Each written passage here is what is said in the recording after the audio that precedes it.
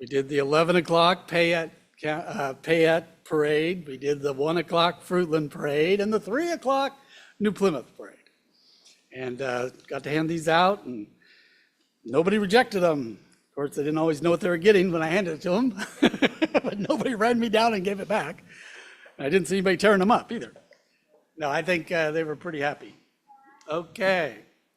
Well, this is, for those that were at the conference, this is along the lines of that teaching, but broken down a little more in bite pieces. I probably should have set these out. I don't know.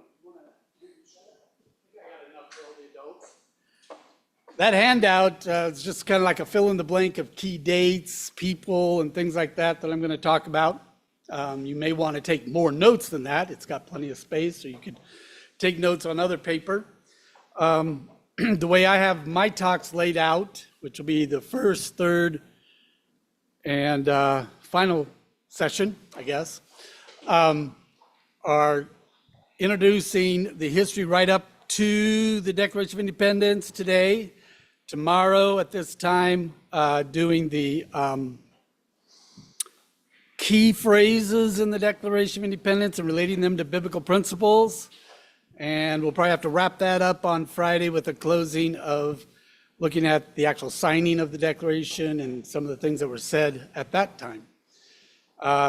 Lucas Bombach is going to be speaking on the Presbyterian influence and Christian influence, particularly through that denomination, and his teachings will focus on that.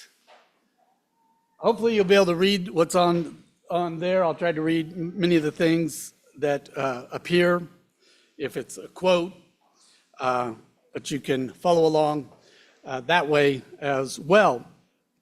So we're pretty familiar, I'm sure, in this room that it was July 4th, 1776. That is designated the day of celebrating our Declaration of Independence.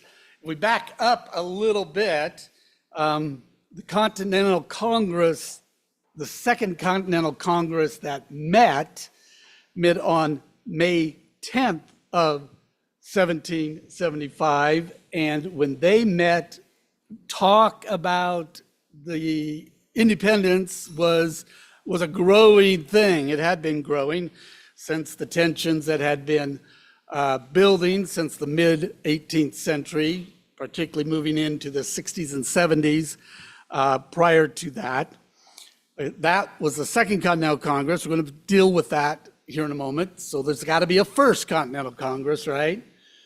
Well, the First Continental Congress was called for out of other movements that have been going on in the colonies, like the Committees of Correspondence, which were groups that would write about issues they were facing and how they ought to react to them and send their correspondence to other committees in their colony and in other colonies. And so unbeknownst to Britain, there was kind of a network of communication going on and a growing unity among these diverse colonies, and they were quite diverse.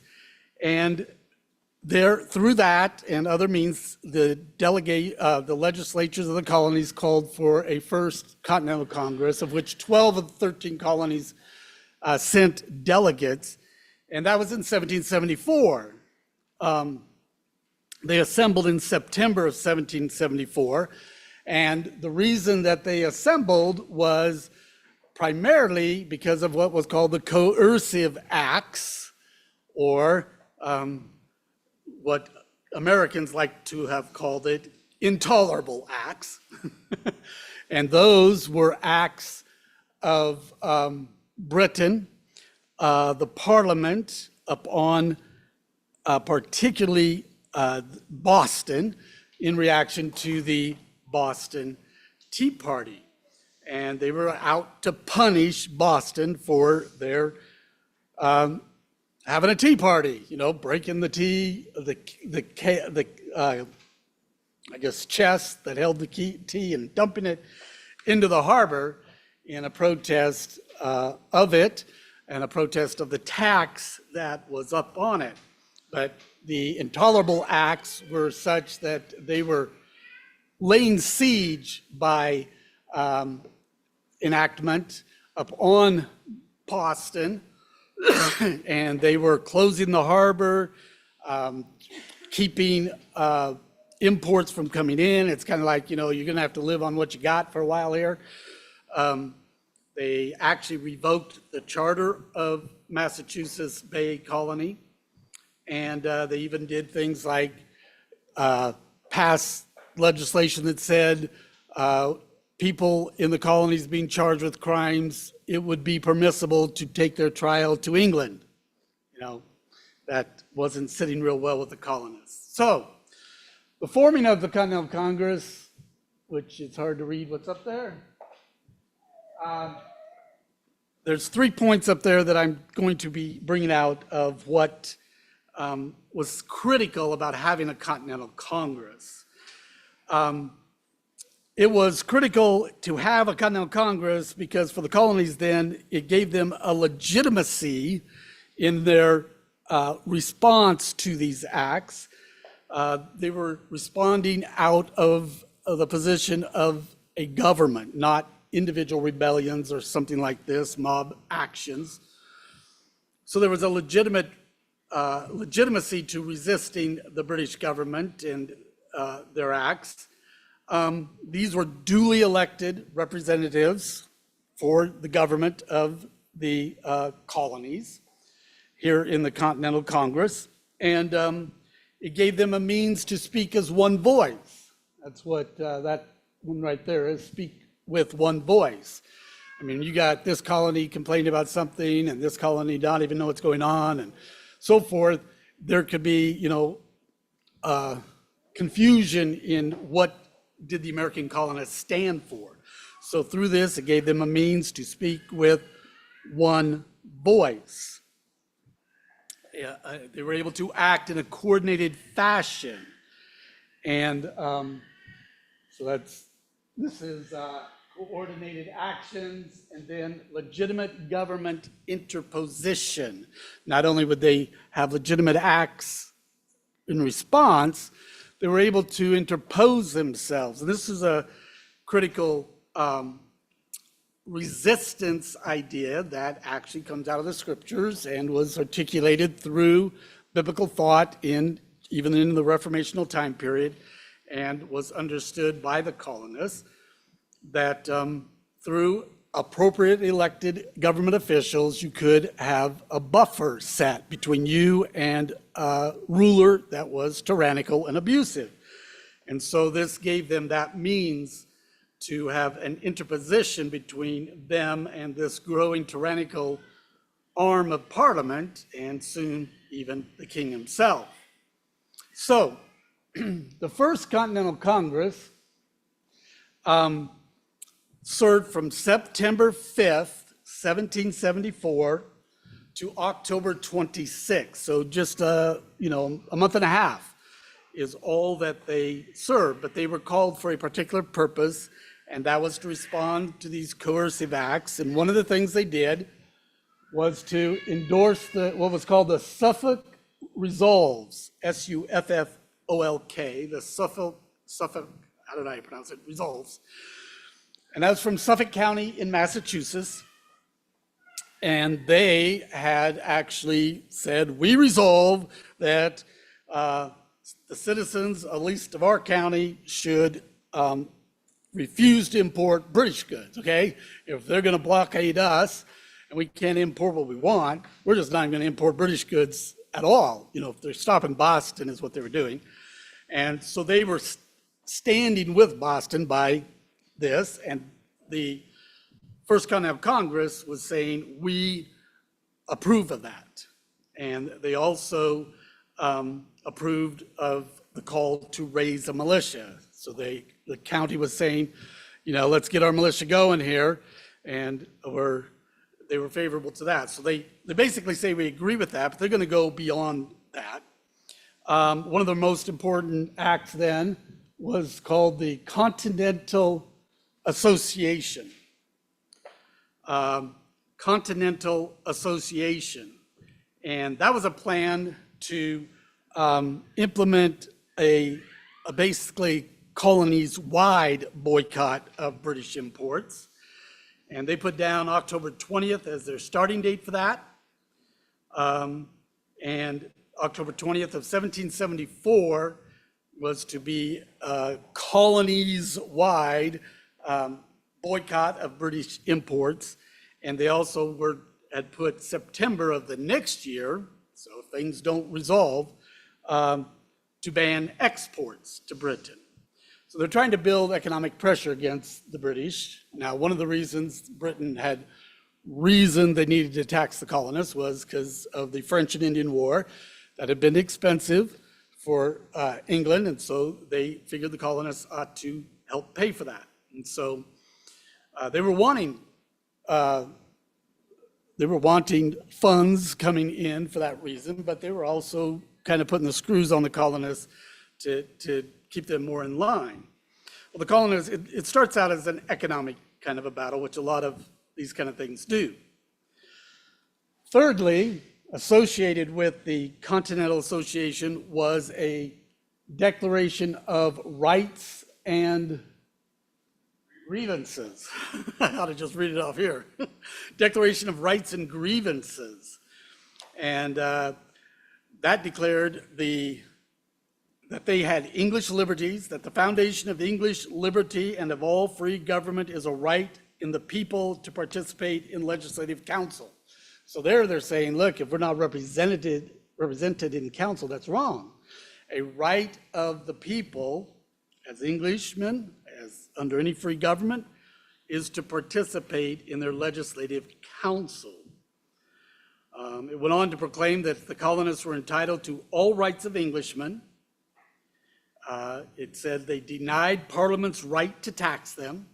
They were not represented there. And it further protested such acts like the coercive acts. And so that's what that First Continental Congress accomplished, at least many of the key things. And so having responded to the intolerable acts and of Britain that the Parliament had put upon them, then the First Continental Congress brought itself to a close. But in the close, they said, we're going to need to have this kind of meeting with a more sustained body and hopefully from all the colonists. And so they called for a second Continental Congress to be convened in the spring. And they figured Britain would have responded to their actions that they had taken by then. And so now we'll have a new body that's set up maybe for longer terms and could deal with responding to how Britain may have responded to their acts and to their declaration of rights and grievances. So they dismiss, but in dismissing, it's recorded that George Washington, he was a delegate to that First Continental Congress, that George Washington, before he left Philadelphia, he went shopping, okay? He went shopping for muskets, for military apparel, and he also put in an order for a book on military discipline. So you could see where his mindset was, where things could possibly be going. It is said that he always attended in his military uniform when he attended at the Continental Congress as well. So before he took leave and went to Mount Vernon, he made sure he did a little bit of shopping, and that kind of gives an indication that they were not, naive about the fact that things could heighten. So the reality of a potential armed conflict was there in their minds. The Second Continental Congress convened on May 10th of 1775. I don't have an end date up there because they served through the war, okay? They were a continuous sitting body, though I'm sure delegates changed at times. Now, if you know your American Revolutionary history very well, you could probably tell me May 10th, 1775, that is about 1 month after what event? No, not Tea Party. Lexington and Concord. The first shot heard around the world, okay? April 19th, Patriots Day, at least that's what they call it in New England, and they run a marathon on that day. It's a good patriotic act. They also have reenactments. Anyway, April 19th, 1775. So just think about it. Okay, April 19, you got 3 weeks, 4 max. You're convening now as Congress. What's fresh in your mind? We just had bloodshed, okay? They marched out of Boston, 1 if by land, 2 if by sea, Paul Revere on his horse, all regulars are coming type of thing. The Minutemen had to be ready. And they were at Lexington, right? A handful of them, a couple of handfuls, lined up on Lexington Green and told the British Army to stop. Well, they yelled at each other a little bit. Somebody shot a gun, and so then things started firing. They never have determined who shot a gun, but only Americans died there on the Lexington Green, and the British marched on to Concord. Concord was their designation or destination that they wanted to go to. They wanted to go out over the Old North Bridge. You all know about that poem by, who was it, Longfellow? Henry Wadsworth Longfellow wrote a poem about the Old Rood Bridge, was it? Or Emerson? Now I'm lost. Anyway, so they were going to march over that bridge and go out to Barrett's farm. Great name, unfortunately not directly related. But Colonel James Barrett was ahead of the Concord militia, and he faced off with the British at that bridge, and that's where the first British soldiers died. And they got routed, basically, and were chased all the way back to Boston. And so that engagement had taken place, and that had pretty much started to set the tone then as far as the feelings and the agenda of the Second Continental Congress, but that doesn't mean everybody wanted independence, or even people that eventually voted for it at that time wanted it, but it certainly was something that was now more on the lips of those that were meeting. So one of the very first acts of the Second Continental Congress took place on June 14th, 1775, and that was appointing George Washington as commander-in-chief. So he actually did not sit in the Second Continental Congress into July. But June 14th, 1775, he was appointed, and he made his way then to Boston because the British had occupied now Boston, and that's where things were starting to kind of build up as far as the tension, and that's where most of the New England militia that was available was at, and so he was headed there. George Washington, of course, was one of the most recognized military leaders by that time in the colonies, and his fame had somewhat skyrocketed from the events that occurred during the French and Indian War. You may be familiar with that as well, especially with the recent release of The Young Washington. How many have seen that? Okay, it's a good story. It's got some Hollywood rewrite in it and some things like that, but in essence, it tells the story and does a good job.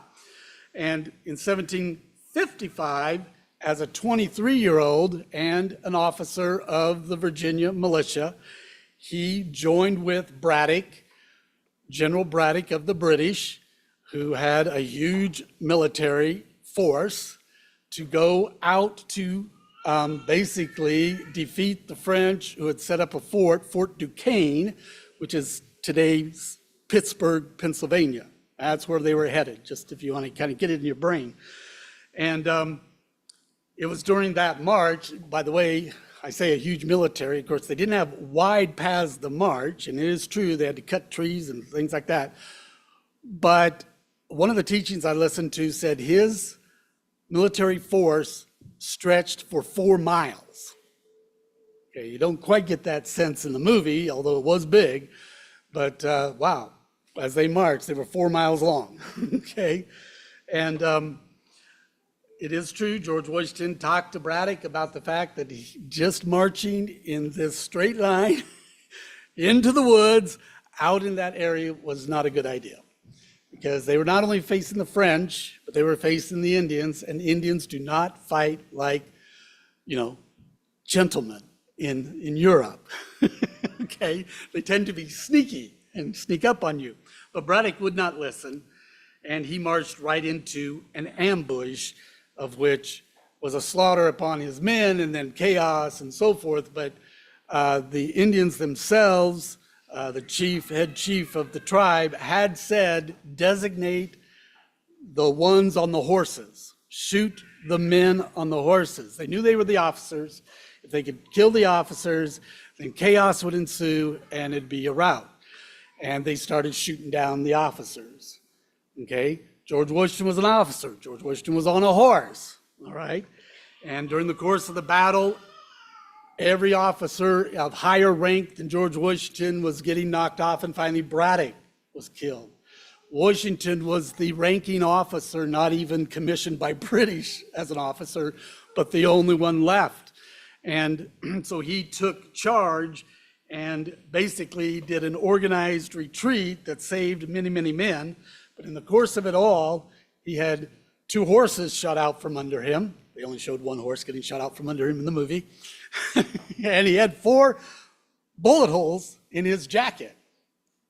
And when he went in the movie, when he goes back to Governor Dinwiddie, is that the guy's name, of Virginia, and the governor asked, how is it that you had 4 bullet holes, or bullet holes in your jacket? You're standing there and you had these. And Washington's response to me was somewhat subdued to what he actually believed. There's one thing that I didn't like about the movie is his conviction of divine providence seemed to only be creeping up in the movie. And he said, divine providence, perhaps? That's how he responds in the movie. Well, this is what he wrote to his mother, okay? He thought he ought to write his mother and let her know that he was okay. Now, she probably hadn't heard about the battle, but she knew that they were going to have a battle. And within it, he wrote these words: by the miraculous care of providence, I have been protected beyond all human probability or expectation. For I had 4 bullets through my coat and 2 horses shot under me, yet escaped unhurt, although death was leveling my companions on every side. Wow. Now he forthright acknowledged divine providence, but still, I'm not saying don't see the movie. I'm glad somebody put out that. Well, John Adams is the one that nominated Washington, and he was confirmed and commissioned by the Second Continental Congress and immediately left there. Other significant acts of during the year 1775 that this Congress took was the Olive Branch Petition. That was on July 8th. They appealed to the king to negotiate a peaceful resolution to this conflict and rising tension between them. They asserted they did not want independence. Okay, this is 1775, and they're saying, we're not seeking independence at this time. And they wanted to remain loyal to the British crown. Yet, as British citizens and colonists, they had a right to protect themselves. King George's response was to not read the petition. Okay, he didn't read the petition. He declared the colonists in rebellion and removed his protection. In essence, he basically said, I break the covenant. Okay, if you think it in biblical ideas here, he was the covenant protector of the colonies, and he said, I no longer will fulfill that duty. In addition to the Olive Branch Petition, which went to the king about the same time, they wrote a declaration of the cause and necessity of taking up arms. That was primarily to the colonists. That was to let the colonists know why we're doing this. It was to make known that we have a just cause. They were very sensitive to standing on just warfare, and so they were declaring the justness of their cause to take up arms at this time. And that was primarily, again, to the colonists.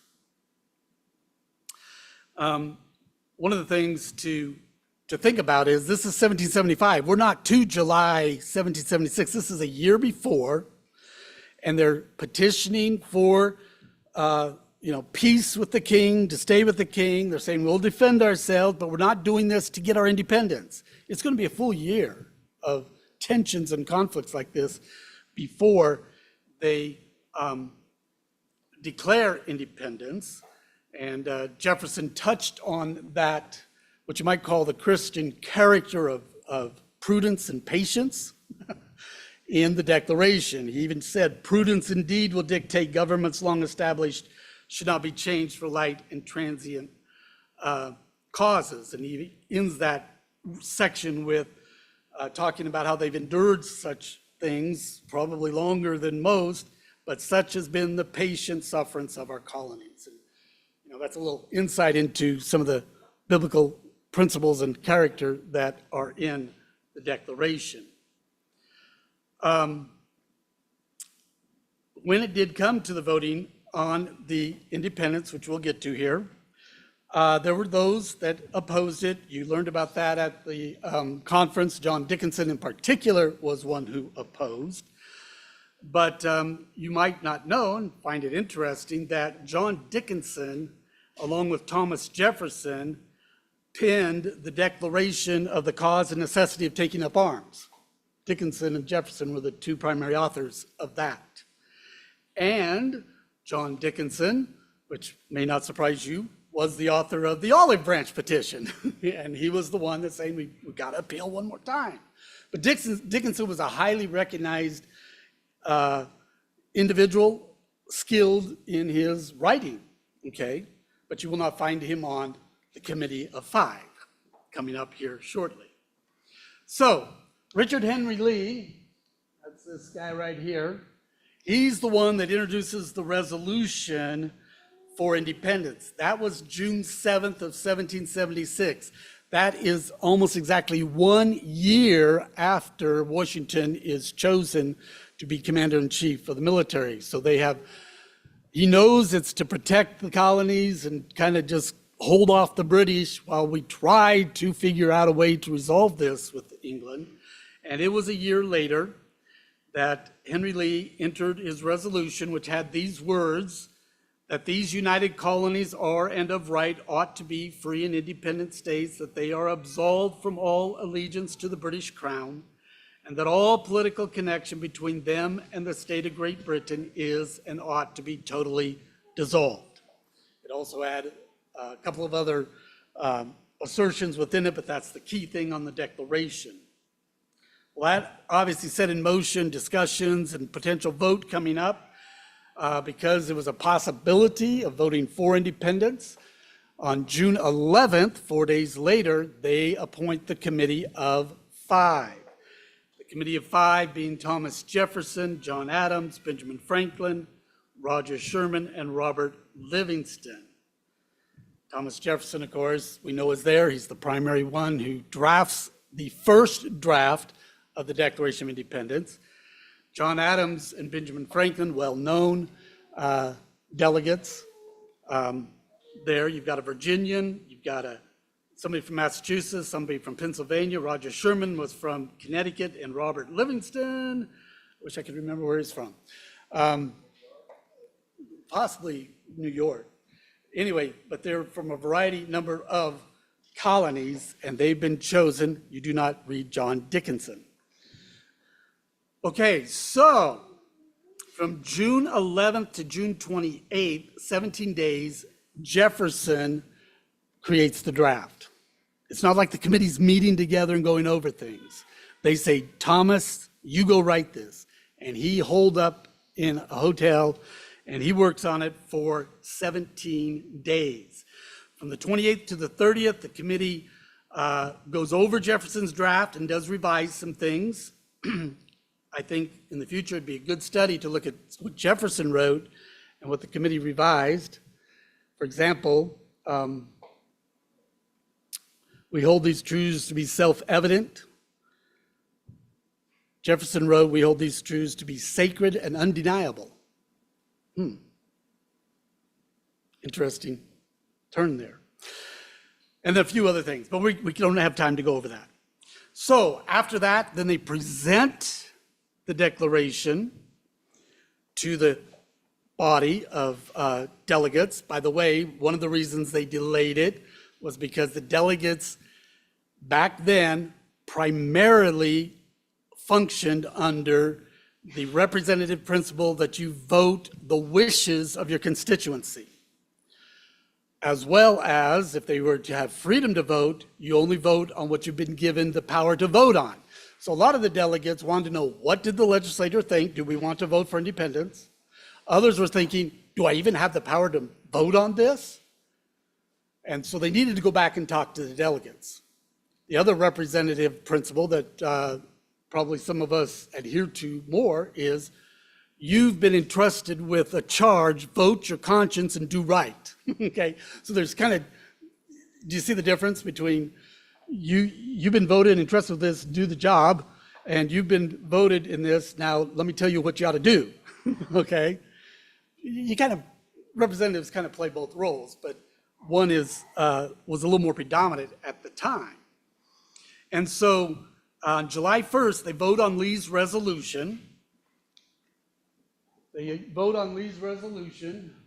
Maybe I skipped one here. We should go one more. There we go. Vote on Lee's resolution, and it was not unanimous. They had determined they wanted unanimity. There were 9, I think it was, in favor, 2 were against, Pennsylvania and South Carolina. 1 abstained, New York, and the reason they abstained, and the New York City had been occupied by the British, and there was a lot of confusion. They could not get word from their legislature that they had a right to vote on this. So they didn't vote. That's why they abstained, okay? That's the abstention.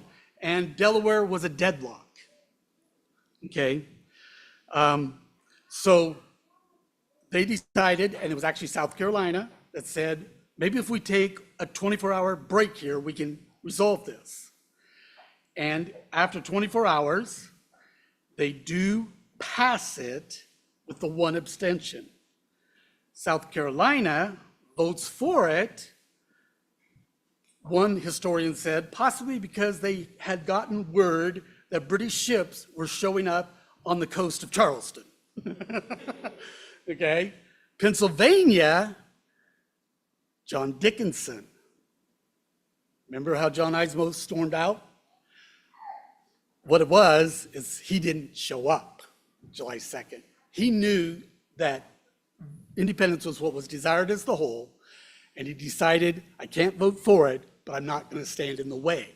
By him stepping out, the other delegates were free to not be persuaded by him and actually voted for it. Yeah?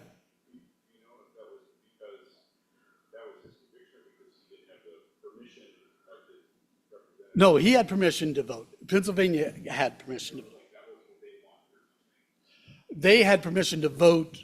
They weren't being told to vote for it. That's a good question. I think it was they were released to vote on it. And he was against, and he must have persuaded enough of I don't know how many delegates there were, but once he left, it didn't go to a tie, it passed. Okay? So that's a good question. Further investigation would show that. Delaware's kind of an interesting one. I'll quickly tell you this. It's the story of Caesar Rodney. Delaware had 3 delegates. Caesar Rodney was a delegate who did not attend because he was elderly and ill. He had cancer of the face or jaw. But he must have been highly trusted. They voted him as a delegate. I don't know how the illness came upon him. So he is home in Delaware, and the 2 delegates that attend are at odds, and so they were deadlocked. And on July 1st, when it didn't pass, a writer took off riding 70 miles to Delaware to awaken Caesar Rodney in the night, saying, you got to vote or it's not going to pass. Delaware is deadlocked. He got on his horse, ill and elderly, fighting cancer, and rode 70 miles through the night, arrived at what we call Independence Hall in Philadelphia as the vote was starting to be taken, and was able to cast the vote for Delaware that was in favor. So it ended up being 12 in favor, 1 abstaining. They called it unanimous because it was unanimous of all who were in attendance. That was July 2nd. That's the day John Adams declared should be the celebration. And with bonfires, rockets, bombs, parades, and you know it was July 4th. And because of time, we're going to quickly just wrap this up. From July 2nd to July 4th, they debated wording. The Continental Congress revised a few things. Then on July 4th, this is all the wording of John Adams' letter. But on July 4th, they voted to adopt the wording. So what we're actually celebrating on July 4th is the vote to adopt the wording that would make known to the world that we were declaring our independence, okay? So that's where we're gonna stop. They didn't sign that day. On Friday, I'll tell you when they signed and some things about that. So that's the history up to the Declaration. We'll take our break now, and about 8 o'clock, we'll come back into the pleasure of the air conditioning and be hearing from Pastor Lucas on some things related to the Presbyterian influence on our independence. Okay. You're welcome.